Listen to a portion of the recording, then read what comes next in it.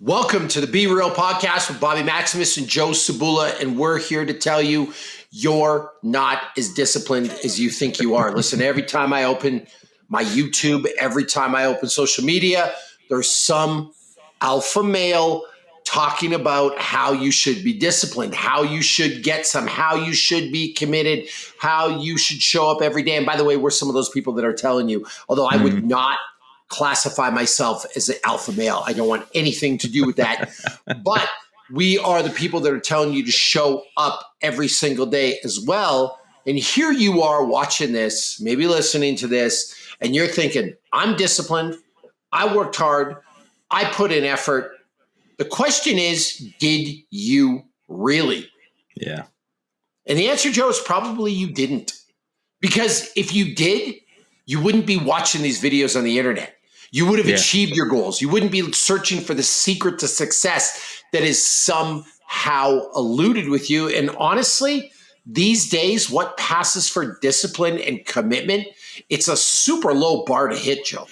It is. And just to piggyback on that, if you weren't as disciplined as you had intended to be, I doubt that you would even be willing to admit that to yourself. And so you get into that dissonance, that cognitive dissonance of like trying to convince yourself that what you did was exactly what was required, rather than having that brutal, honest self-assessment and saying, how can I improve and how can I do it better?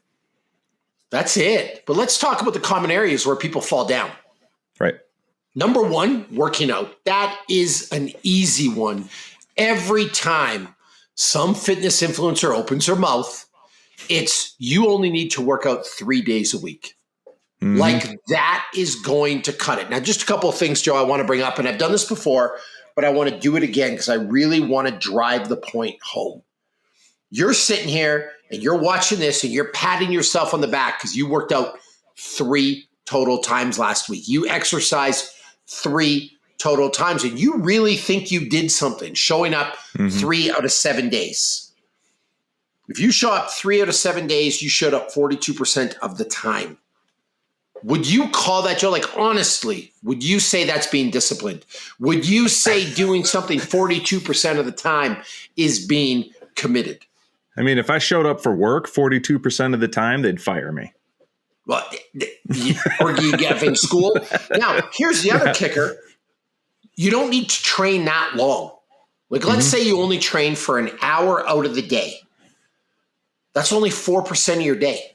So you can only show up 4% of your day 42% of the time. That's basically what the math says. You have no time for anything else, yet you have time for the NBA playoffs. You have time for the NFL. You have time for Paramount Plus, Hulu, YouTube, Netflix, like all the other Peacock. What other ones are there, Joe? There's so many streaming services these days. But you have time to watch your favorite show. You have time to power binge. You have time to surf the internet. You have time to like all kinds of Instagram photos or just get lost in memes. But you don't have time to give up 4% of your day. But you're patting yourself on the back for 3 times a week. And listen, it's not your fault. You're being gaslit by these people straight up. These fitness influencers that are telling you, oh no, 3's enough. You do you. Don't make it a thing. Don't get obsessed. Just do the best you can. And you're sitting here being told that straight to your face by one of these people when these people, they don't work out 3 times a week. If you look at somebody, Joe, you really admire on the internet and you love their physique, they're not training 3 days a week. No. They're exercising every single day. And even on their days off, they're probably more active than your average human being. That's just a fact. Well, look at the ads, right? Like when you go onto YouTube and the ad pops up for who is that idiot, that V-Shred crap, and that dude's telling you like, oh, you can eat whatever you want. You don't have to spend hours in the gym. And look at my physique. I train celebrities, and first of all, I don't know anybody who's ever trained with him, so I don't know what credibility he's got in the first place. So that's probably bullshit. And then secondly, it's like, you think this dude is training 3 times a week and eating like the deep dish pizza he shows you in that video? Like, get out of here. Like, I'll give the V-Shred credit, the V-Shred guy credit. He has a good physique. I mean, he's lean, He right? looks good. He's not doing that on 3 sessions a week, eating whatever he wants. Nope. So that's number one. Like, listen, you want to lose weight, you want to build muscle, you want a good body. You're minding your own business. You're watching a Marvel movie. You're watching Thor. And your wife sits down to watch it with you. And you're excited because you can share some content together. And she starts drooling out the sides of her mouth at Chris Helmsworth. She's just in love. And she makes some comment to you how she wishes you would look like that. And you're feeling bad about yourself. Listen, you're 3 days a week. It ain't cutting it. It ain't doing it. Chris Helmsworth ain't training 3 days a week. That's why your wife's drooling at the sight of him and not you. That's just a fact. 3 days a week isn't going to cut it, Joe. I've been around movie stars training for roles. I've been around professional athletes. I've been around professional fighters. And nobody trains 3 days a week and pats himself on the back and calls it good unless they look like somebody who trains 3 days a week. And that's not a very good physique. So that's number one. Like, if you're struggling, you got to do stuff. And if you're not willing to do it every day, Joe, you're probably in the wrong line of work. You're probably in the wrong business. It's probably not your thing. It's probably not your hobby. So you should just let it go. Let me ask you a question as a dad. Are you allowed to be a dad 3 days a week? You got to be a dad all the time. Can you be a husband 3 days a week? Like, that's not a recipe for a good marriage. It's not a recipe for a good family. Like, that's it. Not at all. Joe? Mm-hmm. Like, and by the way, this is for every area of life. I said this on a live the other day when Amazon was trying to pivot from an online bookstore to a like what they are now, the biggest business in the world, if you will. How many weekends, Joe, in 2002, you think Jeff Bezos took off? Like, do you think he was on his yacht for weeks at a time? Do you think he was taking off work? Do you think he was like, no, it doesn't work like that. So why do you all of a sudden, when it comes to your goals, whatever those goals may be, why do you think it's going to work for you, Joe? I'll give you another example. I walk around my neighborhood every day. Me and my wife go for an hour walk. There's a guy whose lawn looks immaculate. His landscaping is immaculate. It looks like a putting green at Augusta National.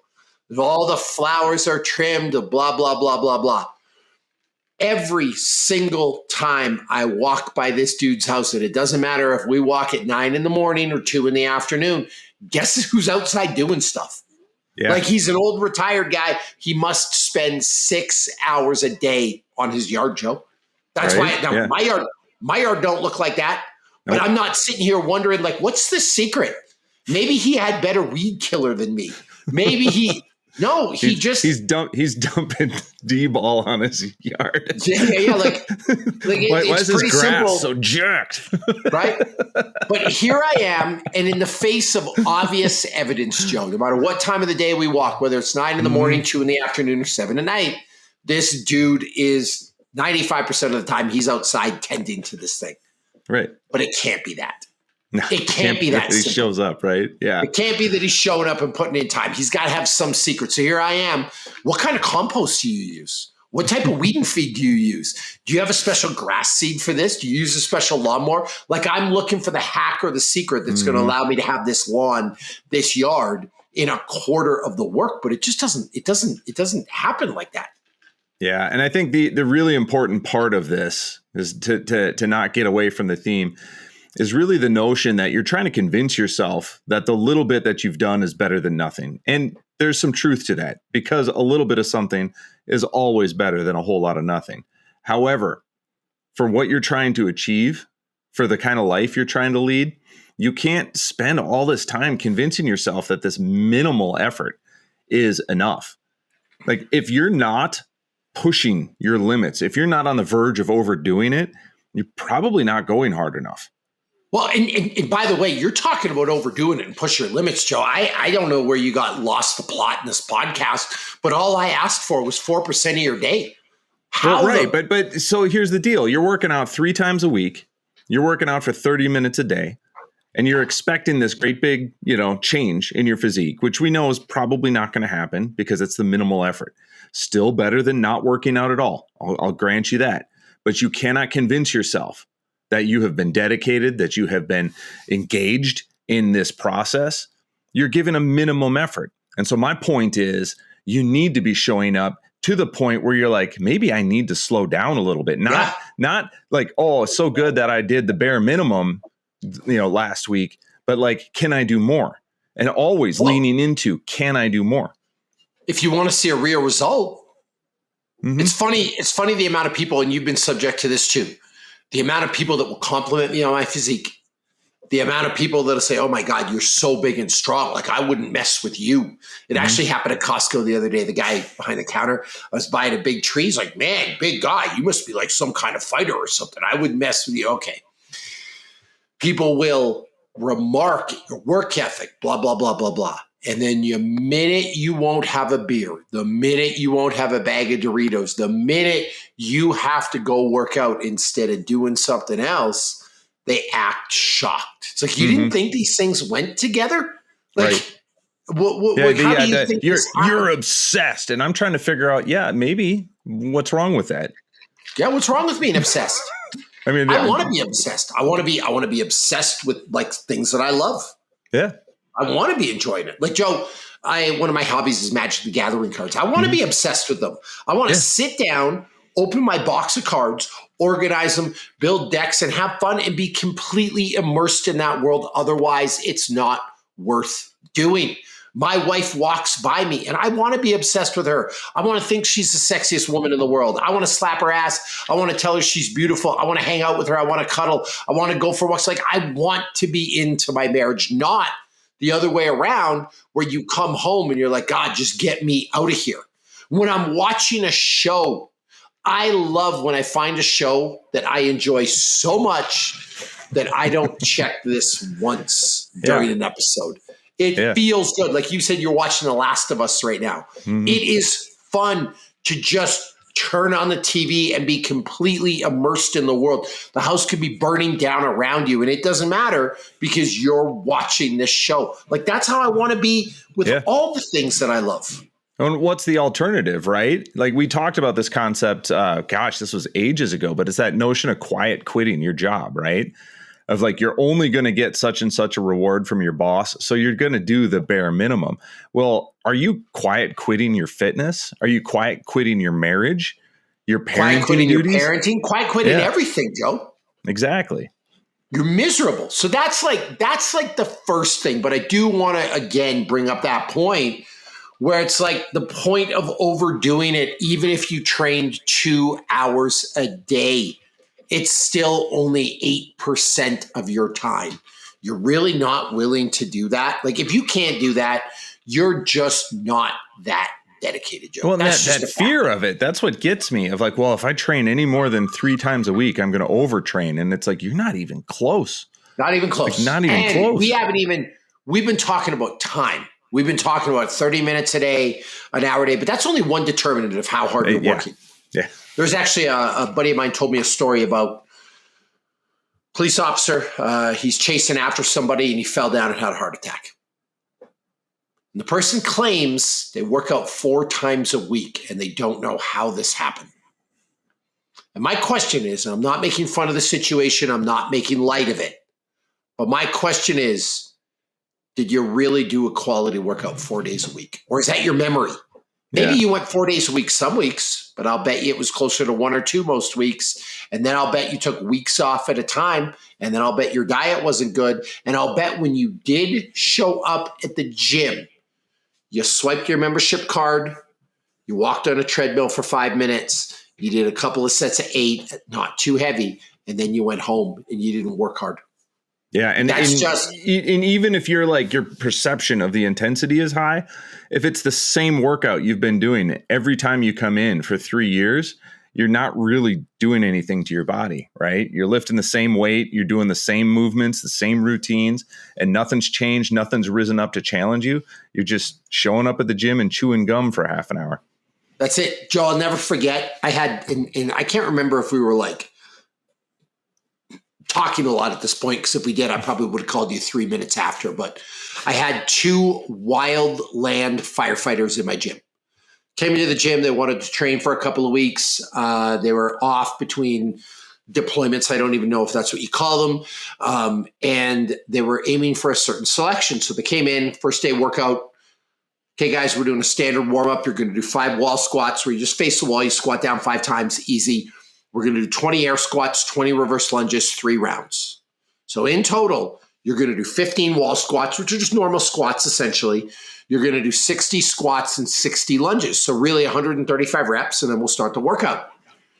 It became very, very clear halfway through this warm-up, something that people in my gym do almost every single day, that the warm-up would be the workout for these people. Right. They left the gym. They could not train lower body for the rest of the week because they were so sore, which all kinds of questions were in my head. Like, what kind of wildland firefighters are you? Well, now I know why California is burning down, because this is the best and brightest we have to offer. Like, I was shocked that a human being couldn't handle this kind of work, but it kind of showed me even the people that are fit, even the people that are out fighting fires, even the people that are going through a physical selection, Joe, they're not working that hard. Like the average person, I think it would really shock us if we really spent a week or 2 or 3 or 4 with them, really like watching what the workout habits are, and not their workout habits when we were watching, right? Like, not when they're on their best behavior, like just what they do on a week to week basis. You know what we need? We need like an undercover boss kind of situation where we go like join their gym, like with like a beard on and a funny hat, and we pretend to work out, but we're actually like taking notes on what they're doing, and then we'll have like a big reveal. Yeah. And then almost like a one of those remodeling shows on HG. We're gonna give them a makeover on their workouts, you know. Well, it's like, I mean, what's a workout today? Man, I played pickleball so hard yesterday. You didn't sweat. You drank 3 beer. You had a bag of Doritos after, and barely like I don't know if that passes for a workout. It's like we haven't even talked about that, Joe. But the bottom line, you're probably not working as hard as you think you are. And then it comes to diet, and that's a pretty obvious one. We were looking at some stats for one of the podcasts a couple of podcasts ago, and the average American has 600 alcoholic beverages a year. You're sitting there drinking 300, and you're thinking you're doing good because you have half the amount of your neighbor's tea. But Joe, 300 is still excessive. Yeah, like 300 is insane. I was just telling you, I had a couple of drinks. I was at Traeger Day on Saturday, and I had a couple of drinks more than I usually have. And I felt it on Sunday. I felt it on Monday. I felt it on Tuesday. It's Wednesday. I'm just feeling normal now. But I want to keep in mind, Bobby. Joe, in the spirit of honesty, I had 4 drinks over the course of an 8-hour period. That's all I did. And it was the only drinks I had in probably about a month. So this is a great story from my college days. We were talking about this just a couple episodes ago on the podcast about my taekwondo coach just remarking of like what a better life it is when you kind of give up, you know, especially the college partying lifestyle.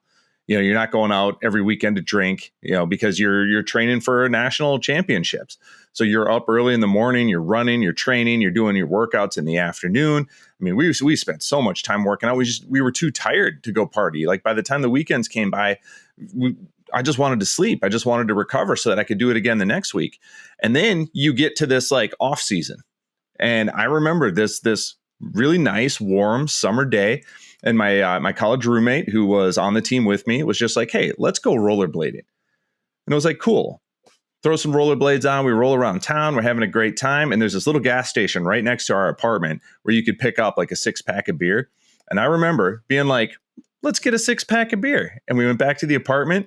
And so we'd been out in the sun, being physical. And then you grab this cold beer and you sit back in a chair and you start drinking that beer. And an hour later, you're asleep. And it's like one drink knocked me the hell out. And it's like on a certain level, before I got involved in the martial arts, before I was involved in the team, like I could have sat down and had 6 beers on a Sunday afternoon and not felt a damn thing. And so economically, it just makes sense. You can actually enjoy that process more. Like you get more out of that single drink. But like I said, the phrase is you're a cheap date because it only takes you, one drink and you're done, as opposed to somebody who's just going to keep pounding that stuff. But that's the other part of it is if you are working out your 3 times a week and then your Saturdays are spent drinking a case of beer with your buddies while you're fishing or watching football or whatever else is going on, you forget how much that stuff adds up because it's not just one drink, and 2 and 3 and 4 week over week, month over month. Like that stuff adds up and you wonder, how did I gain 15 pounds this last year? It's like, well, do the math. This is math. Here's the deal. I'm not trying to say you should never drink again. Right. I'm not trying to say you should abstain. I'm not trying to say you should enjoy yourself. And I'm picking on drinking, but it could be Doritos. It could be a Snickers bar. Yeah. It could be a piece of cheesecake from the Cheesecake Factory. It could be extra bread. Like it doesn't matter what it is. But you're out here thinking you did really good because you only had 10 drinks last week. You're thinking you did really good because you only had 1 bag of chips today. You're thinking you did really good because you only had a soda. But there's 2 ways to look at that. Yeah, you only had 1 bag of chips today. You only had 1 soda yesterday. You only had 1 beer the day before. Or the opposite could be true, Joe. Not the opposite. There's 2 ways to look at that reality. Yeah, you only did it once. Or you literally cheat on your diet every single day. What angle, I guess what I'm trying to say is what angle are you looking at that from? Because that's what I hear. Like when I look at your workout logs, Joe, or I look at your food logs and it's like Doritos Monday, Culver's Tuesday, booze Wednesday, soda Thursday. I'm like, Joe, you cheated literally every single day. And you're like, well, no, I had healthy breakfasts. I only had like 1 little treat that day. Those things are I true. say this all the time, Bobby, right? You get good at what you practice. And so if you look back, if nobody ever does this, but if you were like honest in your workout and nutrition log and you look back at it and you're like, yeah, I worked out 3 times a week, every week for the last 6 months. But then, I had a beer every night with dinner. I had a few on the weekend. I had my ice cream a couple nights a week. And I look back and I look at that. Like, what are you actually getting more reps of? If you're only working out 3 times a week, you're getting 4 times a week of not working out. So what are you actually getting good at? If you're having a beer every night, you can get real good at having a beer every night, but you're going to look like a guy who has a beer every night. And again, that goes with all your nutrition, with all your habits. And it's really, really hard to get a fair assessment of that. So you just have to be brutal with yourself. And you just have to admit, like, okay, maybe I'm not as dedicated to this as I should be. Well, and here's the math. 200 calories is nothing, right? Would you agree with that? Sure. For the most part? Yeah. What's that? Like a slice of cheese, a little bit of extra meat, a bag of Doritos, a half a Snickers bar, a half of a Coke. Like, I don't know, 200 calories is nothing. And you have an extra little treat at your desk, at your vending machine, like whatever, every day. 200 times 365, Joe. That's 73,000 extra calories that you don't need by the end of the year. And how many pounds does that equate to? 3,500? Like 3,500. You're carrying around 20.8 extra pounds of fat. Just from like 200 calories a day, Joe, which is nothing. That's literally an extra tablespoon of olive oil on your salad because you just weren't paying attention. But we're not even talking about olive oil right now. We're talking about Doritos, soda, chips, booze, just once a day. You just had one little treat to end of the day because you were good that day. But you really think you're disciplined, and then you wonder at the end of the year why you're 20 pounds overweight. It's because you've been gaslit into believing you have discipline because somebody told you it's okay. You had that treat. You shouldn't restrict yourself. You did good today. You can't be obsessed. You have to have, what's the whole food freedom movement? You have to have food freedom and you have to be okay with. No, this is why you're not where you want to be. And it happens in marriage too, Joe. You're disconnected with your wife or you're disconnected from your husband. You're not close to them. You're not spending enough time together. So I say to you as a friend, why don't you just write your wife a note every day? Mm-hmm. Or why don't you just write your husband a note every day? Just write a little note on the counter before you leave in the morning, Joe, that says, hey, love you, really appreciate you. You're a great mom. You're a great dad. You're an awesome partner, whatever. You're not willing to spend 10 seconds to do that. Yeah. You're not willing to spend 10 seconds to send a heartfelt text. You're not willing to spend. Actually, Joe, I'm going to do to you right now because you're my work spouse. You got a timer? Can you open up a timer for me? Let me open up a timer for you. Here we go. Get to the stopwatch and go. Joe, just want you to know, and I'm really typing, by the way, that I think you're a great human, and I'm grateful to work with you. Okay, how long did that take me? 22 seconds. Okay, Joe, 22 seconds of effort. Now answer me a real question. We do the podcast together. Mm-hmm. We hang out together. We work together. We're on the Ladder app together. How would that make you feel if you just randomly got that text on a Wednesday afternoon? Thanks, Bobby. You feel good. I would be compelled to reply with something in kind. Would you feel valued in the relationship? Yes, absolutely. Would you feel important? Would you feel happy? Mm-hmm. Would you feel, okay, great. So, and I'm going to assume, would that help us have a better working relationship if I did stuff like that all the time? I would think so. Yeah, obviously. That was 22 seconds. Yeah. 22 seconds of effort, Joe. And just so the folks at home know, this is actually the kind of message that Bobby and I send back and forth all day long. But just constant validation. Yeah. But to validate somebody, and that's what we all want. We all want to feel validated. We want to feel seen. We want to feel heard. We want to feel important. Mm-hmm. How much effort did I put into that, Joe? I mean, that's easy. That's 22 seconds. And you stopped to actually show that you were typing. So, I mean, give it 20 seconds. So now do that for your husband. Mm-hmm. Hey, you looked really good today. You look really sexy. I'm proud of the job you're doing. You're a great dad. Do that for your wife. You're a beautiful woman. You're the most beautiful woman I've ever seen. You're an amazing mom. Just to help somebody feel validated. But you're not willing. Actually, let's word this a different way, Joe. You're willing to complain to your friends 3 hours a day about how shitty your marriage is. You're willing to complain for your friends how bad it is. You're willing to call your buddy up and vent. You're not willing to put 22 seconds a day into making things better. But you will look me in the face and tell me how disciplined you are and how hard you've worked and how it's not your fault and how nobody appreciates you. Well, and there's another thing here too of you can't just be disciplined in some stuff. You got to be disciplined all around. So if I told you, Bobby, my nutrition has been perfect. I have eaten nothing but grilled chicken breasts and Caesar salads for the past 6 months. I have worked out twice a day, every day, but I'm just not hitting my fitness goals. By the way, I've been doing heroin. You're going to be like, those things don't go together. So you've got great discipline in one thing, and you're completely off the rails on the other. That will derail. That'll completely ruin anything else you're doing. So if you're like, yeah, I'm working out regularly, I'm kind of watching my nutrition, but you're not watching your finances and you end up bankrupt, well, guess what? The stress of all of that is going to mess with anything else you've got going on. So you've got to figure out not just discipline at one thing, but how can you become disciplined all the way around? And that's what makes you a disciplined person. Well, and it's important. And also, the other thing with that, Joe, is be disciplined across the board. But if you're failing in your goals, address that lack of discipline. Yeah. Stop blaming other people. Stop saying, oh, they're lucky. They had a brother that helped them. They had a dad that helped them. It's nepotism. They had an opportunity I didn't have. They had a trust fund. They had a better genetics than me. They had better.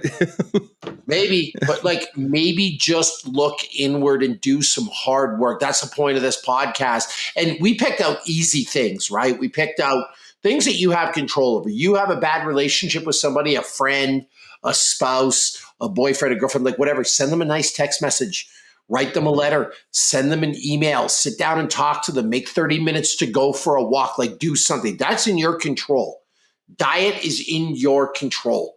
No one forced you to eat the Doritos or have the bottle of booze or to have the soda. Working out is in your control.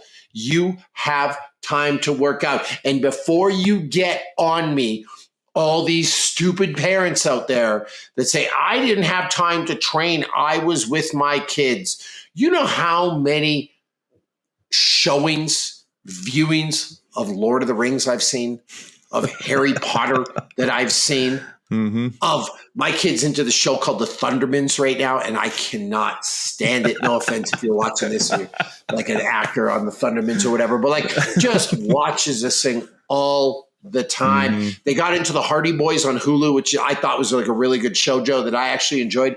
But do you have any idea how many push-ups and squats you can do watching this stuff? There's actually a meme that came out on Netflix. It was like a year ago, and it was something like Netflix is concerned with one of their viewers. They watched, Lord of the Rings and Two Towers 575 times. That might have been me. Yeah. Like that might have been me and my kids. Right? Yeah. Because it's on all the time, but don't tell me you don't have time to train when you could have done squats. Well, and additionally, like if you're holding your own fitness to a high level, your kids are going to hold their fitness to a high level. Like I've got a little indoor workout area that we put together over the winter since my garage is ice cold. And the kids are over on the whiteboard. They have their own little charts where they keep track of how many different exercises they've made a game out of it. I didn't tell them to do it. I didn't put a gun to their head and make them do it. That's just, I was down there doing workouts. They decided to do it too. So it's not an excuse. I'm going to a Taekwondo practice tonight. There's Tiny Tigers, Joe, which is like the little kids. They're ferocious little tigers. I guess that's why it's called Tiny Tigers. No idea why. And then there is like the next group up, which is for my 7-year-old. So I'm going to be there for 2 full hours. You have any idea how many squats I can do in 2 hours? How many sit-ups I can do? How many push-ups I can do without trying? Yeah. So I have a choice. But I'm going to not do that, and then I'm going to turn around and tell you I have no time for my fitness because I drive my kids everywhere. Yep. It doesn't work like that. What's the workout? 220, Joe. 10 push-ups, 10 squats, 10 sit-ups every minute on the minute for 20 minutes. 600 total reps by the end. Yeah. You have very time. doable. If you're consistent with that, it's a very doable number. Yeah. So it just comes down to you're probably not as disciplined as you think you are. So start having some accountability. And I get it. You've watched the David Goggins video. You've watched the Jocko Willink video. You've watched all the Navy SEALs yelling at you. You paid to go to a camp where someone sprayed you in the face with a water hose and yelled at you and told you were nothing and berated you. I get it. And you know all about discipline, but you're probably not as disciplined as you think you are, and you can probably do more. That's the whole point of the podcast. So that's all we got for today. You can now go and feel pumped up. And Bobby and Joe told you the way it was, and now you're going to go work out hard for 2 minutes, and then tomorrow you could just slide back into the rest of your normal life. Don't do it. Isn't that how that goes, Joe? It is, but don't be that. Don't be that guy. Don't do that. Like just show up. Just show up, and especially on the days when you don't want to. The days you want to, it's easy, and hopefully you get more of those than not. But especially when it's hard, that's what you've got. That's what discipline is. It's like. This isn't going to be easy, and I'm going to freaking do it anyway. Right? I get it. Just show up. Stubborn. Yeah. Whether you want to or not, make it just a part of your life. I always say, Joe, and we end the podcast with this, it's like brushing your teeth. Do I wake up and look forward to brushing my teeth? No. Am I excited to brush my teeth before bed? No. Do I get home in the middle of the afternoon like, this is the best day ever. I get to brush my teeth right now. No. But do I do it?